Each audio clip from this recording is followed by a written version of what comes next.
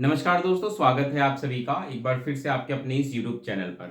इस वीडियो में दोस्तों आज हम कुछ इंपॉर्टेंट क्वेश्चंस को डिस्कस करेंगे। सीटेट जुलाई 2024 होने के बाद से ही आपके बहुत सारे सवाल आ रहे थे, उन सारे सवालों को कंबाइन करके मेजर 3 क्वेश्चंस हैं जिनको इस वीडियो में मैं आपके साथ डिस्कस करूंगा। और हम बात करेंगे सबसे पहले कि भाई सीटेट का रिजल्ट जो है वो कब तक आ सकता है। एक तो ये सबसे इंपॉर्टेंट क्वेश्चन जो आप सभी के द्वारा पूछा जा रहा है, साथ के साथ ये कि ऑफिशियल आंसर की कब तक आ सकती है, इसके बारे में कोई अपडेट। और दूसरी इंपॉर्टेंट जो तीसरा इंपॉर्टेंट क्वेश्चन है वो ये है कि कितने परसेंट रह सकता है इस बार सीटेट का रिजल्ट। ठीक है, इन सारे सवालों पे हम वन बाय वन आएंगे और एक एक करके डिटेल में बात करेंगे। वीडियो में आगे बढ़ने से पहले एक रिक्वेस्ट है कि अगर आप मेरे चैनल पर नए हैं, पहली बार वीडियो देख रहे हैं, तो चैनल को सब्सक्राइब कर दीजिए और साथ के साथ बेल आइकन दबाना मत भूलिए। इससे क्या होगा कि जैसे ही मैं कोई इंपॉर्टेंट अपडेट आपके साथ लेकर वीडियो के माध्यम से लेकर के आऊंगा तो वो नोटिफिकेशन के थ्रू आपको पता चल जाएगा। चलिए वीडियो की शुरुआत करते हैं और सबसे पहले हम बात करेंगे कि इस बार जो सीटेट का रिजल्ट है वो कितने परसेंट रहेगा। सबसे पहले हम इस वाले सवाल के बारे में बात करते हैं। अगर मैं बात करूं पिछले सीटेट की जो कि जनवरी में हुआ था, उसमें अगर हम देखें जो रिजल्ट रहा है पेपर 1 की मैं बात करूं, पेपर 1 की तो वो 14% था। वहीं अगर मैं बात करूं पेपर 2 की, उसका जो रिजल्ट था वो 7% था। अब इसका रीजन क्या रहा है, देखिए पेपर 2 तो वाकई में काफी टफ आया था पिछली बार और पेपर 1 भी टफ था, तो इस वजह से हमें जो स्कोर है वो काफी कम देखने को मिला। और इस बार का अगर मैं पेपर देखूं, जो मैंने एनालिसिस किया है, जो लगभग 100-150 बच्चों से मुझे फीडबैक मिले हैं जिनके द्वारा मुझे ये पता चला है कि इस बार का जो पेपर है वो मॉडरेट टू डिफिकल्ट है। ठीक है, इसको हम ये नहीं कह सकते कि हाँ कंप्लीटली डिफिकल्ट पेपर था, लेकिन हाँ मॉडरेट टू डिफिकल्ट था। पेपर 1 की मैं बात करूं तो मॉडरेट टू डिफिकल्ट था, लेकिन पेपर 2 सच में इस बार का डिफिकल्ट था, नो डाउट इस बारे में। ठीक है, तो इस वजह से इस बार भी हमें जो रिजल्ट है वो कम ही देखने को मिलेगा। लगभग पेपर 1 की बात करें तो लगभग ये 15 से 16% के बीच हमें देखने को मिल सकता है इसका रिजल्ट। वहीं बात करें पेपर 2 की, तो इसका भी मुझे जितना एस्टिमेट बन रहा है वो 8 से 9% के बीच बन रहा है कि इसके बीच में रहने वाला है इस बार जो सीटेट होगा उनका रिजल्ट। अगले क्वेश्चन की बात करते हैं कि भाई ऑफिशियल आंसर की इसकी कब तक आ सकती है। तो जैसा हम जानते हैं कि 7 जुलाई को इसका एग्जाम हुआ है,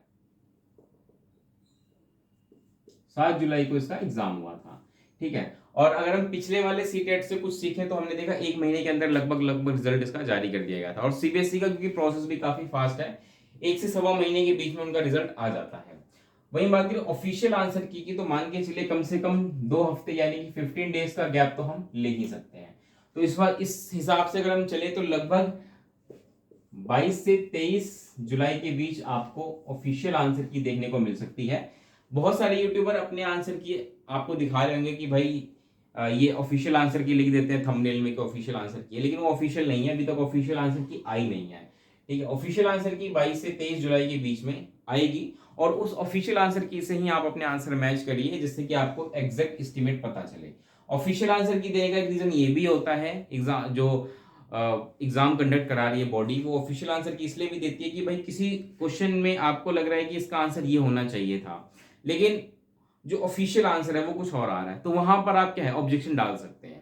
तो ऑफिशियल आंसर के आने के बाद ऑब्जेक्शन के लिए भी पोर्टल खुल जाता है सीबीएसई की तरफ से, फिर वहां पे भी आप जो भी अपने ऑब्जेक्शन है कि भाई मुझे इसमें दिक्कत है, इसका ये आंसर होना चाहिए था, वो एक फीस होती है उनकी, वो फीस के साथ आप सबमिट कर सकते हैं।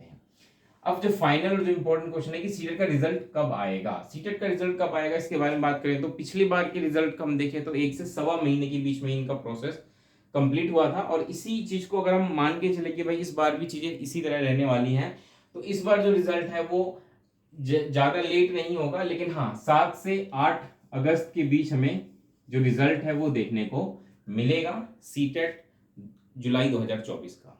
ठीक है, इसी के साथ साथ नेक्स्ट सीटेट की भी आप तैयारी शुरू कर दीजिए। ऑफिशियल आंसर की आने से कंफर्मेशन हो जाती है कि आपका सीटेट क्लियर है या नहीं है, क्योंकि ऑफिशियल आंसर की जो भी होता है उससे 2-3 नंबर आगे पीछे का डिफरेंस हो सकता है, उससे ज्यादा नहीं होता। वो भी डिफरेंस इस वजह से होता है कि जब किसी क्वेश्चन पे ऑब्जेक्शन लगाया जाता है कि भाई ऑफिशियल आंसर आपने जो दे रखा है वो गलत है, इसका आंसर ये होना चाहिए, वो तब 2-3 नंबर का डिफरेंस आता है, उससे ज्यादा नहीं आता। तो ऑफिशियल आंसर की जैसे ही आएगा आप अपना स्कोर चेक करके पता लगा लेंगे कि इस बार आपका सीटेट क्लियर हो पा रहा है या नहीं हो पा रहा।